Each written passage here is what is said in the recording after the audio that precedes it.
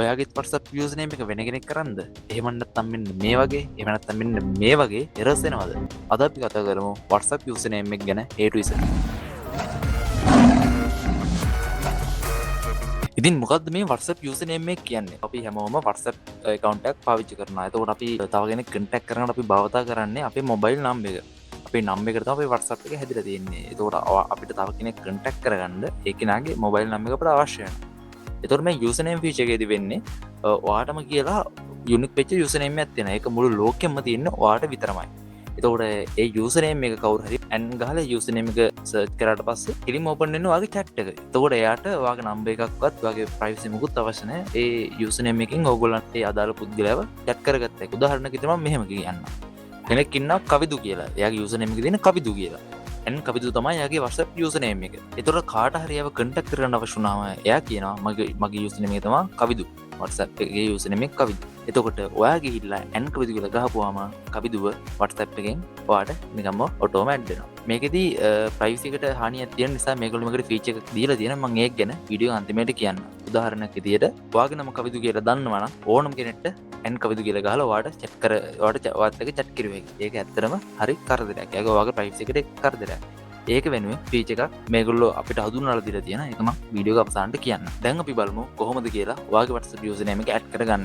මුලින්ම ඔයගොල්ලෝ Android කට්ටිය Play Store එකටත් Apple කට්ටිය Apple Store එකට ගිහිල්ලා WhatsApp එකේ අප්ඩේට් එකක් තියෙනවා නම් අප්ඩේට් එක දාගන්න ඕන. ඊට පස්සේ Android කට්ටිය WhatsApp එකේ ඩොට් තුන ටච් කරලා settings වලින් edit profile කියන option එකට ගියාට පස්සේ යූසර්නේම් ෆීචර් එක තියෙනවා.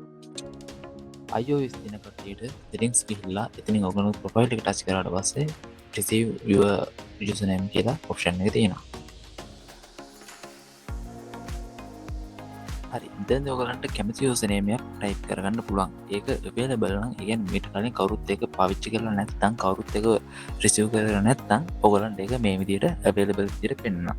හැබැයි ඔයා සර්ච් කරන යූසර්නේම් එක වෙන කෙනෙක් ගාව තියෙනවා නම් මේක මෙන්න මේ විදිහට unavailable කියලා තමයි ඔයගලන්ට පෙන්වන්නේ. එතකොට ඔයගලන්ට ඒ යූසර්නේම් එක රිසීව් කරගන්න බෑ.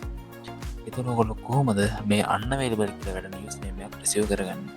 ඒකට අපිට පොඩි ඔප්ෂන් ටිකක් දීලා තියෙනවා.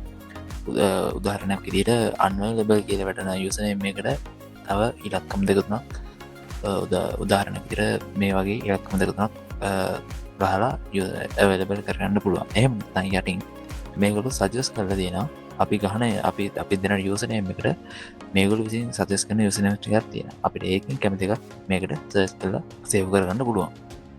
ඊට පස්සේ ඔයා සර්ච් කරන යූසර්නේම් එකට මෙන්න මේ විදිහට මැසේජ් එකක් එනවා නම් මේකෙන් කියන්නේ මේ යූසර්නේම් එක Instagram account එකක් විදිහට Instagram account එක යූසර්නේම් එකක් විදිහට පාවිච්චි කරලා තියෙනවා කියලා.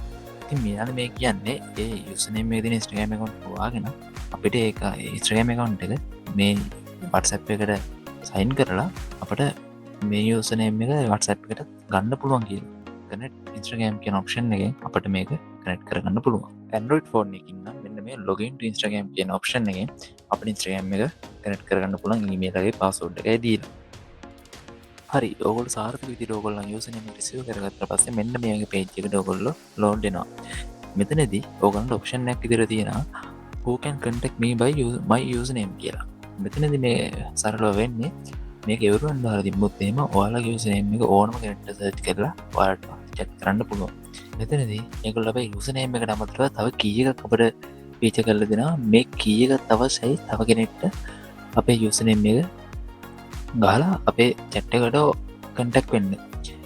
එතකොට කිසිම කෙනෙක්ට බෑ ඔයාගේ යූසර්නේම් එක සර්ච් කරපු ගමන් ඔයාත් එක්ක contact වෙන්න. අනිවාර්යයෙන් මේ යූසර් කී එක මේ යූසර්නේම් එකට අදාළ කී එකත් ඒගොල්ලෝ ගාව තිබ්බොත් විතරයි ඔයත් එක්ක ඒගොල්ලන්ට contact වෙන්න පුළුවන්. ඉතින් මෙතනදී ඔයගොල්ලන්ට කැමති කී එකක් රීලෝඩ් කරලා ලබා ගන්න හැකියි.